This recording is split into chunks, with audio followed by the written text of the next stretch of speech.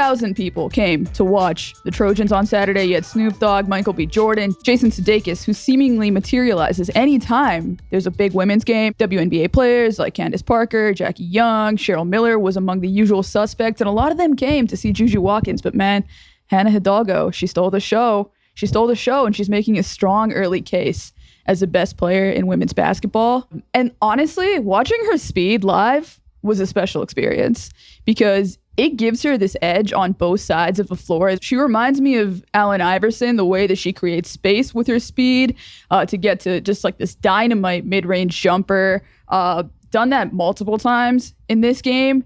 I've also watched almost every USC game, and Hannah Hidalgo was the first player that I've seen backcut JuJu Watkins for a layup this season.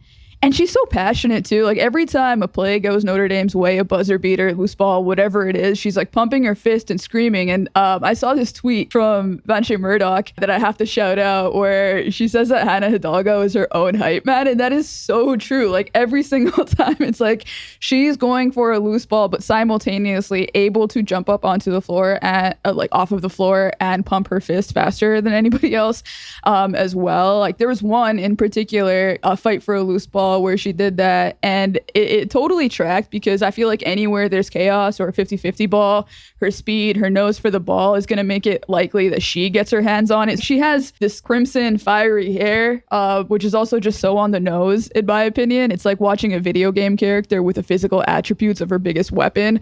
It's just a really nice touch, in my opinion. The thing that I realized while watching her was that her speed actually kind of gets at this age-old philosophical question that fans, scouts, evaluators have always had about players. It pertains to other skill sets too. I think the best example is probably Steph Curry being the best shooter and one of the best playmakers of all time. But really the question is, would you rather have a jack of all trades who's pretty great at a lot of different things, or would you rather have someone who is so great at one particular thing that it gives them a clear, repeatable advantage that can't be ameliorated, even if they do have weaknesses or are just average in other areas? Because despite the fact that she's rail thin and she's 5'6" and she has no business, if you look at her, being one of the best defenders in women's basketball, but she is because she's also managed to use her speed to make her one of the most relentless and omnipresent defenders in the game. And I've always been attracted to these types of athletes who seem like they have a disadvantage and then they turn that disadvantage into a strength. And so much of what makes Hannah Hidalgo's ball pressure successful is the fact that she's small.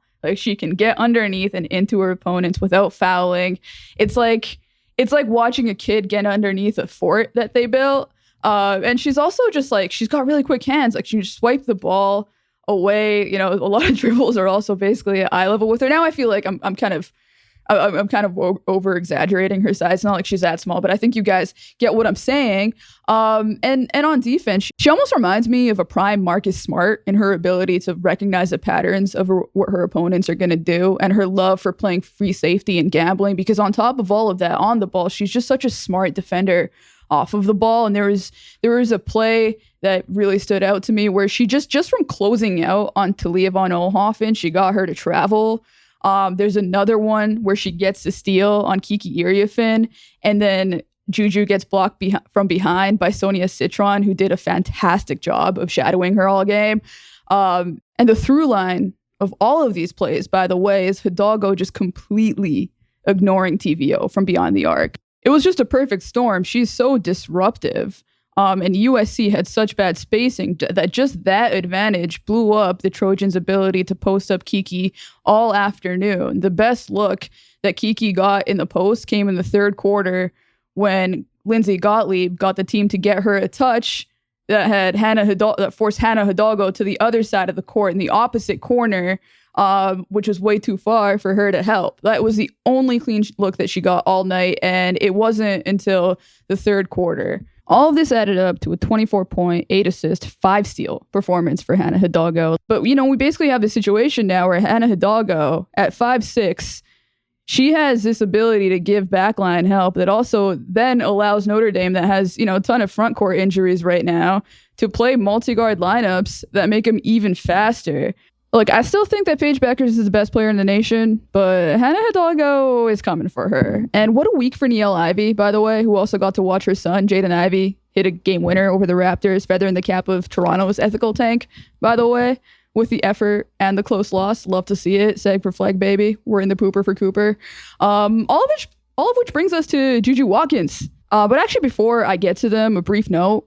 I had Sabrina Merchant on the pod last week, and I was pretty surprised when she said the Sparks should draft Olivia Miles over Kiki Iriafin. So while Kiki struggled, went 5 for 15, Olivia had 20 points, hit 4 threes, and had 7 assists, and is now shooting 54% from beyond the arc this season. Cameron Brink, Dearica Hamby, Rhea Burrell, they were all at the game. Guess who else was in the stands? New Sparks coach Lynn Roberts and GM Reagan Pebley, which brings us to USC and how all of those scouts also got to see Sonia Citron do a great job of slowing JuJu Watkins down.